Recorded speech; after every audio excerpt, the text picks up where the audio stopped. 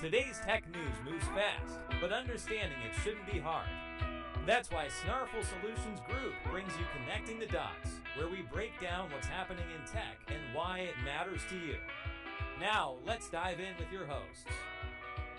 Okay, so it's Tuesday, April 8th, 2025. And we always like to kind of start with a little look at what's going on in the world outside of tech, right? Right. So for those of you in the central U.S., particularly the lower Mississippi, all the way up through the Ohio Valley, that river flooding situation we've been tracking. Yep. Looks like it's going to be sticking around through midweek. All that heavy rainfall means that standing water is going to take a while to recede. So just something to keep in mind, if you have any travel plans or anything like that. Definitely. And up in the Northeast, there's a fast-moving storm system that's bringing with it a few inches of snow and some pretty gusty winds today. Could make travel a little bit tricky.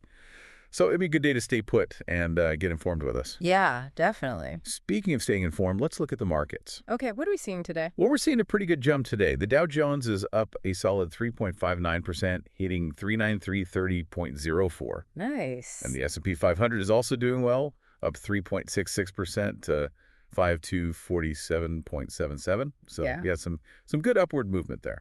Always good to see that. So, with those market shifts as kind of our backdrop today, let's jump into the tech news that's really making headlines. We've got three pretty significant stories we're going to unpack today.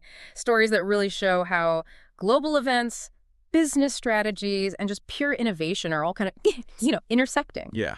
So first up, we've got a story that involves, a major player in the tech world and some serious logistical maneuvering.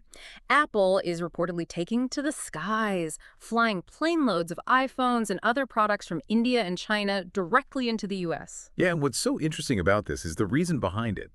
It seems pretty clear. They're doing this in anticipation of those increasing import tariffs that the Trump administration is putting in place. Right. This kind of large-scale air freight is definitely not cheap, so it really signals how seriously Apple is taking these upcoming changes. Yeah, I mean, we're talking, if the reports are accurate, we're talking about 5 planes flown in the final week of March. And even more incredibly, within a 3-day window. I mean, that is a massive logistical undertaking. It really is. So to understand why this rush, we need to look at the actual timeline for these tariffs. So a 10% baseline tariff on all imports, that went into effect on April 5th. Okay. But the really big increases are coming tomorrow, April 9th. So tariffs on imports from India are set to jump to 27%.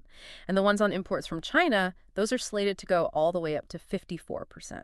Wow. So if we connect that back to what Apple's doing, it really looks like they're trying to build up as much inventory here in the U.S. as they can. Right. And by doing that, they can hopefully, delay having to pass those much higher costs along to consumers when we go to buy that new iPhone or other Apple product. Yeah, and this is especially interesting if you think about the upcoming iPhone 17 series launch that's, probably later this year. Right. They're going to want to keep those initial prices as attractive as possible, right? Absolutely. That makes perfect sense. But I'm guessing some Apple products might be more immediately affected than others by this, right? That's right. Items that are made to order, like a lot of the Macs, those often ship directly from China when you order them. So those could see those tariff increases reflected in their prices a lot sooner. So, if you've been thinking about maybe customizing a new Mac, the price you see today might not be the price you see next week. Yeah, good point. And the market seems to be paying attention to all of this, right? Yeah, it seems so. AAPL stock is reportedly down almost 5% today, and over the last 5 days, it's down a pretty substantial 18%. Wow. It really gives you a sense of the kind of financial weight these tariffs are carrying for a company as big as Apple. Absolutely. But what's really kind of remarkable, and this adds another layer of complexity to the whole thing, is that Trump has reportedly threatened to slap an additional 50% tariff on Chinese imports starting this Wednesday. This Wednesday. Yeah, unless China reverses its own 34% retaliatory tariff. So if that happens, we could be looking at a total tariff of, get this, 104% on some goods coming from China. That's insane. Yeah, it really highlights how volatile this whole situation is. Absolutely. And, I think for anyone listening To see this kind of rapid and significant action from a tech giant like Apple, it really just brings home how directly these international trade policies can affect the technology you buy, the price you pay for it. Yeah. It also shows you the kind of agility and strategic planning these companies have to employ just to navigate these ever-shifting global trade, kind of currents. Yeah, the global trade winds. Exactly, exactly. Okay, so let's switch gears a little bit now and head into the world of gaming, where there's a lot of buzz, a lot of excitement around the upcoming Nintendo Switch 2. Yeah, it's definitely generating a lot of talk. Absolutely. What's really grabbing attention are the analysts' forecasts for this thing and what it could mean for, for your wallet. Right. The big topic everyone's talking about is the anticipated higher price point. Okay, how much higher are we talking? Well, from what we're hearing, the console itself could be at least $100 more expensive than the original Switch. So potentially landing somewhere between $399 and $499. Okay. And it's not just the console.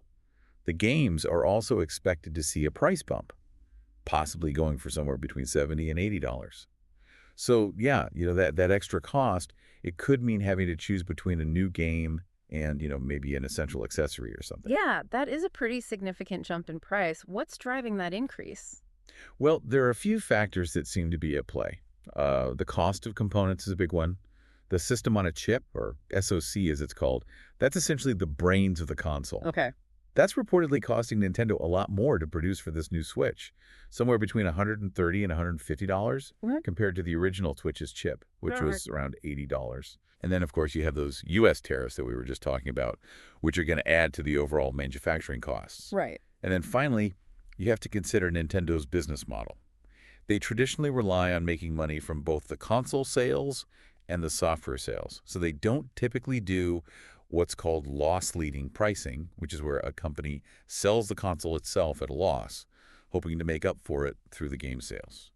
Nintendo generally aims to make a profit on the hardware itself. Interesting. So despite these higher prices that are being anticipated, there seems to be a lot of optimism around the Switch 2 launch in terms of actually getting your hands on one. Yeah, there's definitely some positive buzz there. Analysts are estimating that Nintendo is getting ready to launch with an inventory of 6 to 8 million units. Wow. If that turns out to be true, it could be the biggest console launch ever, potentially surpassing even the original Switch's impressive 2.7 million units in its first month. And it could even outdo the initial sales of the PS4 and the PS5. Yeah, those are big numbers. It's a really ambitious target. Which, kind of goes against Nintendo's typical strategy, doesn't it? Yeah. They've often been, more cautious with that initial stock, which has sometimes led to, those frustrating shortages. So this feels like a very deliberate shift for them. It really does. It could be that with this larger initial stock, they're trying to meet that expected high demand right away and avoid the kind of reseller markups and frustration that we've seen with other highly anticipated console launches. Right, right. However, not everyone is convinced that the Switch 2 is going to be able to replicate the original Switch's just massive success. What are some of the concerns people are raising? Well, one of the main concerns is that price point, that higher price point. While dedicated fans, those who already love the Switch, will probably be eager to upgrade, it could be a real barrier for more casual gamers who were initially attracted to the original Switch's more, affordable price. Right. There's also the question of how big of a jump the technical improvements will be. If the upgrades aren't seen as substantial enough, especially by those casual players, it might be a harder sell. Right. And you can't forget that the original Switch was a huge hit. I mean, a massive hit. Yeah, it was. So it set a very high bar for this new one to clear. That's true. Very true. And what about backward compatibility? Yeah. That's always a big factor when a new console comes out, right? Yeah, it is. And while being able to play your old games on a new console is usually seen as a good thing, in the Switch's case, if there are a lot of games that are available on both the original and this new one, it could actually slow down the adoption of the Switch too. Interesting. Unless there are, what they call system seller games, those titles that really show off what the new hardware can do and can only be played on that Switch too, some people might just not feel the need to upgrade right away. Right, right. But we are hearing about a couple of potentially big titles that might be launching around the same time, right? That's right. Mario Kart World is reportedly set to launch alongside the Switch 2 on June 5th. Okay. Which is a big draw. Right? Huge. Huge draw. And then there's Donkey Kong Bonanza, which is expected to come out a little bit later on July 17th. Okay. So yeah, those are definitely the kind of flagship titles that can really drive those console sales. Absolutely, yeah. So, for all you gaming enthusiasts out there, the price tag and how easy it is to actually find a Switch 2 at launch are going to be really key factors to watch. And all this kind of, differing analysis we're seeing really highlights the uncertainties in the gaming market. Even when you have, a wildly successful console like the Switch, it doesn't necessarily guarantee the same success for the follow-up. And it seems like Nintendo's maybe taking a more aggressive approach this time around with that launch plan, which could mean that you actually might have an easier time finding one this time, which would be a welcome change for a lot of people, I think. Yeah, I think so too. So let's move on now to our final tech story for today. And this one focuses on some pretty interesting developments in the world of artificial intelligence. And these are coming from Amazon. Yeah, this is pretty cool stuff. It is. What's particularly interesting here is that Amazon has introduced 2 new AI tools, NovaAct and an upgraded version of NovaReal. Okay. NovaAct, this one sounds like a really significant step towards more autonomous AI. It's designed to actually take control of your web browser and perform tasks for you. Wow. Yeah. So imagine having it search for the best deals, compare products, to even complete your online purchases for you. It can even answer questions based on the images that you're seeing online. That's crazy. Yeah. Its main focus seems to be on making online shopping and all the tasks that go along with that a lot more automated. Yeah, so this could be a real game changer for online convenience. Absolutely. And this is a pretty notable development within Amazon itself, right? It really is. NovaAct is the first AI model to come out of Amazon's dedicated AGI SF lab, which stands for Artificial General Intelligence Science Fiction Lab. Okay. That name alone kind of gives you a sense of their long-term ambitions for AI. Yeah. It's signaling a really strong push towards creating these more advanced, more capable AI systems. And I understand it can handle some pretty specific instructions as well. That's the idea. You'll be able to give it detailed commands, even down to telling it to automatically decline those insurance upsells that always pop up when you're completing a purchase. Yeah. That kind of detailed control is pretty impressive and, could save you from those little annoying extra steps. Yeah, definitely. However, right now, it's only available to developers as part of a research preview. So it's not something you can use in your everyday browsing just yet. Okay, so still in the development phase. Now, you also mentioned an upgraded NovaReal. What's new with that? So NovaReal, which is Amazon's AI video generation model, has been updated to version 1.1. The big change is that it can now generate videos up to 2 minutes in length. Wow. The previous version was limited to much shorter clips, and it can create these longer videos with a consistent visual style across multiple individual shots, each of which are around 6 seconds long. Okay, so that is a significant increase in the length and complexity of the videos it can produce. It really is. They've also introduced a new mode called Multi-Shot Manual. This lets users upload an image along with a text prompt, and that gives them much more precise control over how the AI puts the video together. Apparently, if you give it a 1280 by 720 image and a pretty concise prompt, it can generate a video that contains up to 20 different shots. Oh, wow. So more creative control for those using the tool. And who has access to this NovaReal? Is that also limited to developers? Well, it's accessed through Amazon Web Services or AWS platforms like Bedrock, but the access process seems to be a little bit more open. You do have to request access, but from what we're hearing, those requests are pretty much being approved automatically.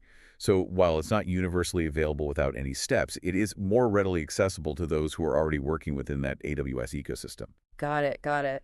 So for everyone listening at home, just imagine having an AI assistant that could handle some of those online shopping tasks for you, could help you research products, maybe even create some short videos. I mean, these developments really show how quickly AI is becoming integrated into our digital experiences. You really do. And, it has the potential to really save us time and simplify so much of what we do online. Yeah, absolutely. As these AI tools become more advanced and we see them more integrated into our daily lives, it's going to be fascinating to see how they change the way we interact with technology overall.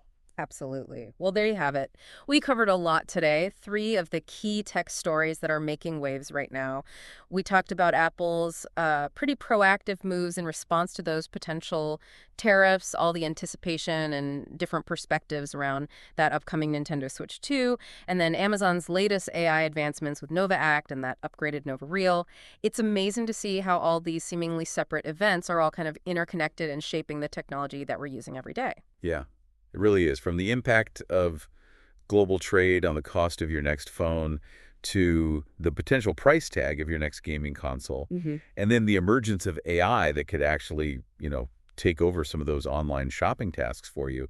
These are all developments that could have a pretty big impact on your daily life. Yeah, absolutely. And that's what we're all about here at Connecting the Dots, giving you the insights to understand how these tech trends really matter to you. We are here to help here at Snarful, so reach out on our website if you have any more questions. And on that note, here's something to think about. With the increasing complexities of international trade and the rapid progress we're seeing in AI, how do you think these trends will ultimately shape the products and services that you rely on? What new possibilities might we see as a result of these advancements? Something to keep in mind. Absolutely. Thanks for listening, everyone. See you next time. That's a wrap on today's top stories. Remember, tech doesn't have to be complicated, and we're here to help connect the dots. If you've got questions or want to learn more, visit us at snarful.com. Thanks for listening, and we'll catch you next time.